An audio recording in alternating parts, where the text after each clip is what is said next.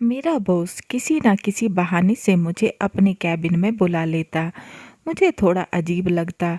फिर एक दिन बॉस ने मुझे ज़रूरी काम बताकर देर तक ऑफिस में रुकने के लिए बोल दिया। जब ऑफिस के सभी कर्मचारी चले गए तो बॉस ने मुझे अपने कैबिन में बुलाया। वहाँ बॉस के साथ दो आदमी और देखकर मैं घबरा गई। लेकिन मेरी रूह कांप गई जब बॉस के एक दोस्त ने मुझे अपनी ओर खींच लिया और फिर मेरे साथ, मैं तुम घटिया लोगों को छोड़ूंगी नहीं, तुम्हारे असली चेहरे दुनिया के सामने लाकर रहूंगी, कहते हुए बदहाल सी हालत में सलोनी हर्षवर्धन के कमरे से बाहर निकली और दौड़ती हुई अपने घर पहुंची। 2 महीने पहले सलोनी इंटरनेशनल कंपनी में रिसेप्शनिस्ट की नौकरी पर लगी थी। कंपनी के मालिक तो सत्य प्रकाश थे, लेकिन कंपनी का सब काम हर्षवर्धन देखता था। सलोनी को यह नौकरी हर्षवर्धन की सिफारिश से ही मिली थी, क्योंकि सलोनी दिखने में ज़्यादा सुंदर नहीं है, तो सत्य प्रकाश ने उसे रिजेक्ट कर दिया था। बस तभी से सलोनी हर्षवर्धन की बहुत इज्जत करती है। वो चाय व खाना भी उसी के साथ खाने पीने लगी। हर्षवर्धन और सलोनी की नज़दीकियाँ ऑफिस में किसी से छिपी नहीं थी।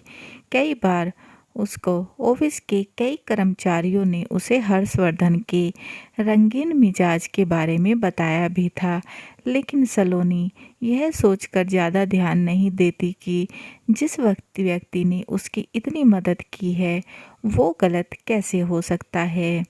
एक दिन जब हर्षवर्धन ने सलोनी से कुछ ज़्यादा काम की वजह से ऑफिस में देर तक रुकने को कहा तो वो मना नहीं कर पाई। करीब 8 बजे तक जब पूरा ऑफिस खाली हो गया तो हर्षवर्धन ने सलोनी को अपने कैबिन में बुलाया। वहां जाकर हर्षवर्धन के साथ 3 और अनजान लोगों को बैठे देखकर सलोनी हक्की बक्की रह गई।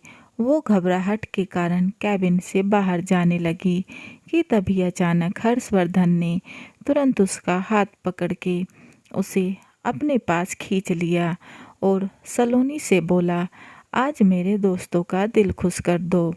हर्षवर्धन, जिसे वो बहुत अच्छा नेक दिल इंसान समझती थी, उसकी हैवानियत देखकर उसकी आत्मा कांप गई।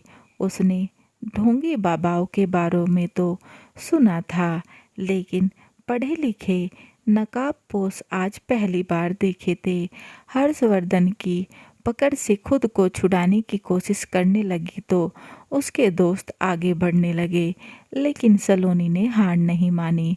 वो अकेली अबला जरूर थी, कमजोर नहीं, इसलिए उसने वहीं मेज पर रखे पानी के जग से उन पर वार किया और खुद को छुड़ाकर वहां से भाग निकली।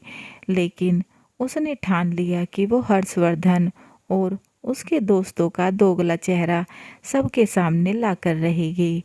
अगले दिन सलोनी हर्षवर्धन की हैवानियत बताने सत्य प्रकाश के पास जाने लगी तो सहकर्मियों ने उसे समझाया कि कोई फायदा नहीं, सब मिले हैं, सब दोगले चेहरे लेकर घूमते हैं। लेकिन सलोनी नहीं मानी और जब वो सत्य प्रकाश के कैबिन में गई तो वहाँ का नज़ारा ही कुछ और था। हर्षवर्धन पहले ही सलोनी के खिलाफ सत्य प्रकाश को भड़का चुका था। उसके वहां जाते ही सत्य प्रकाश ने उसे मतलबी लड़की बताकर नौकरी छोड़ने के लिए कह दिया। सलोनी के पास और कोई रास्ता नहीं था, इसलिए उसने नौकरी छोड़ दी। लेकिन हर्षवर्धन को उसके किए की सजा नहीं मिली, इसलिए वो बस दुखी थी। एक दिन अचानक रास्ते में सलोनी को उसकी सहेली मिली, जो कि एक न्यूज़ रिपोर्टर थी।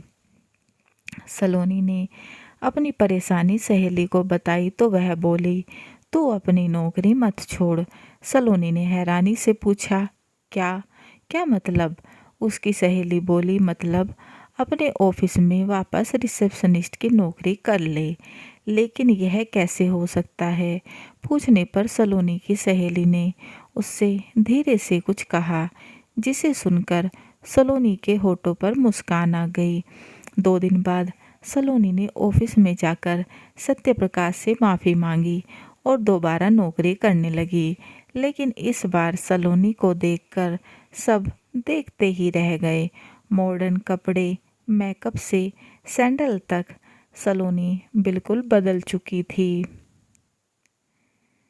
हर्षवर्धन का तो मुंह खुला का खुला रह गया।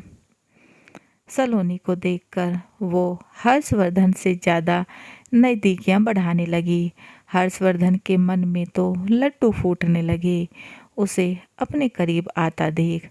फिर एक दिन जब दोबारा से हर्षवर्धन ने सलोनी को देर तक रुकने को कहा तो वो तुरंत मान गई। सबके जाने के बाद जब वो हर्षवर्धन के कैबिन में गई तो 4 नए दोस्त देखकर आज वो बिल्कुल नहीं डरी, बल्कि खुशी से मुस्कुराते हुए सबका स्वागत किया। एक एक कर सब उसे छूने की कोशिश कर रहे थे। उसके चेहरे पर मुस्कान थी। जैसे ही उनमें से एक ने उसे अपनी बाहों में खींचा तो तभी वहाँ पहले से ही छिपी उसकी सहेली और उसके साथी तुरंत बाहर आ गए। उसकी सहेली बोली, अध्यक्ष जी, कल यह खबर आप सबकी फ़ोटो के साथ अखबार व सोशल मीडिया पर मिलेगी। नेताजी तो टेलीविज़न पर अपनी रासलीला करते दिखेंगे क्योंकि सब कुछ कैमरे में रिकॉर्ड हो चुका है। मुस्कुराते हुए सलोनी की सहेली ने कहा। हर्षवर्धन व उसके दोस्तों के तो चेहरे ही पीले पड़ गए। हड़बड़ाते हुए हर्षवर्धन सलोनी के ऊपर तिलमिलाते हुए बोला, 2 कौड़ी की लड़की, तो ये है तेरी औकात। हंसते हुए सलोनी बोली, तुम लोगों की औकात दिखाने के लिए मैंने यह सब ड्रामा किया।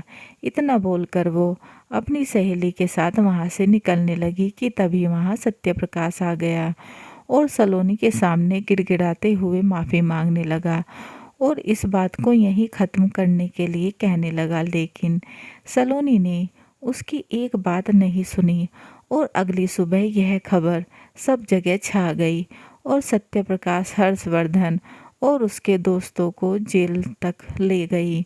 लड़की कोमल होती है, कमज़ोर नहीं। यह सीख सलोनी ने दुनिया को दी। कहानी कैसी लगी कमेंट बॉक्स में ज़रूर बताएं और चैनल को लाइक एंड सब्सक्राइब करना ना भूलें। बेल आइकन को ज़रूर दबाएं ताकि ऐसी ही अच्छी अच्छी कहानियों के नोटिफिकेशन आपको मिलते रहें। And please guys support my channel. समाप्त।